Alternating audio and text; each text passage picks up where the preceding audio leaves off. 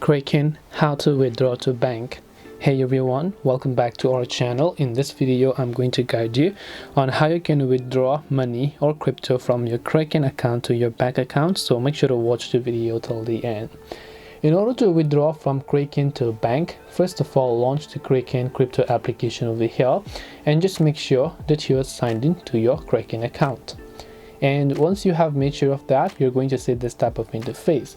Now if you have got some type of currency or anything left, you can simply come back to your portfolio tab over here, and then you will be able to see a list of all of your currencies here. So you can select a certain amount that you would like to withdraw, and then just make sure to select your bank account details, and once you've done that, you will be able to withdraw to your bank account. That's all it takes to withdraw from Kraken to bank. Hope this video was very helpful. If you have got any more questions, then feel free to also leave them down below. Thank you for watching till the very end of this tutorial, and see you soon in the next video.